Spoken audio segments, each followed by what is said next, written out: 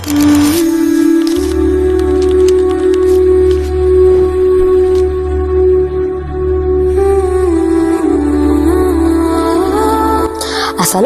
warahmatullahi wabarakatuh. Kami dari unit Tunas Kadet Remaja Sekolah Kebangsaan Mak Lagam. Saya Fatih Noman bin Muhammad Tamizi. Dan saya Amir Rahman bin Aminuddin.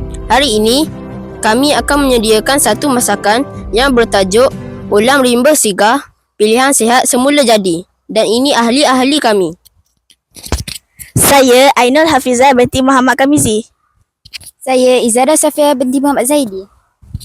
Dan saya Tengku Nawal Kisha binti Tengku Muhammad Abdul Syawal.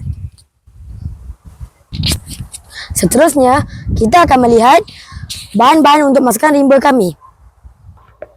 Bahan-bahan yang utama ialah beras,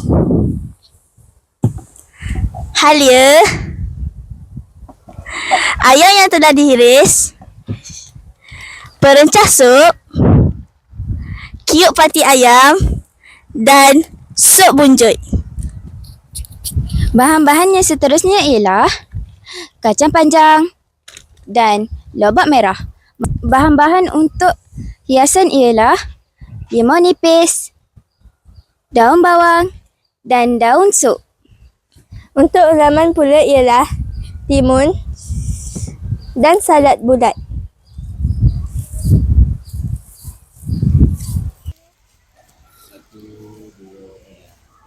Sebelum memulakan masakan, kami mencari kayu api. Kami kumpul ranting-ranting kering, ada yang kecil dan ada yang besar.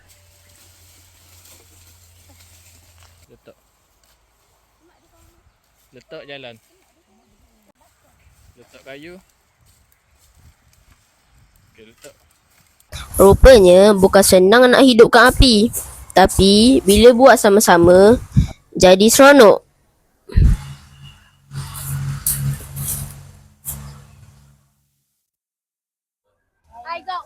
Okey, sekarang kita mula dengan nasi dulu. Buluh kena cuci dulu sampai bersih. Masukkan air, goncang-goncang sikit, baru bersih. Kemudian, bila buluh dah bersih, masukkan beras. Beras jangan penuh sangat, nanti susah nak masak.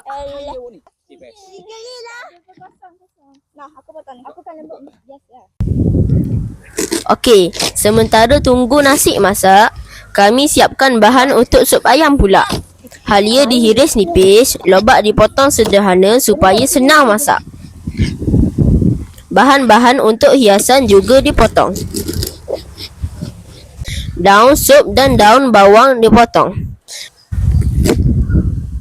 Kacang panjang dan limau juga dipotong kecil.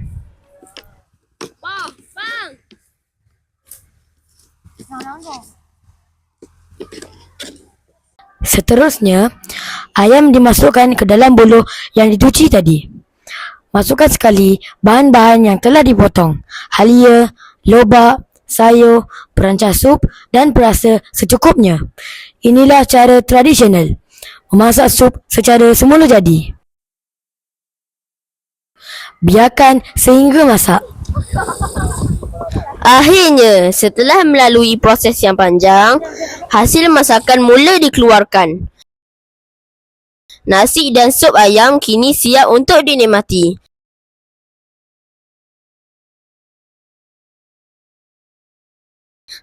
Tak sabarnya nak makan.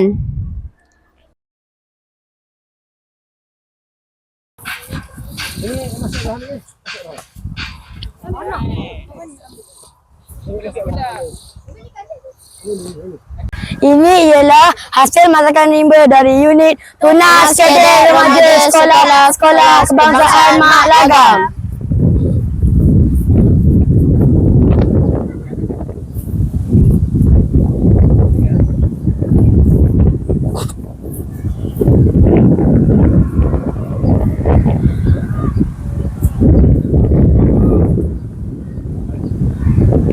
Lepas penat memasak, inilah masa yang paling ditunggu. Makan sama-sama, gelak sama-sama. Memang pengalaman yang takkan dilupakan. Terima kasih dan jumpa lagi.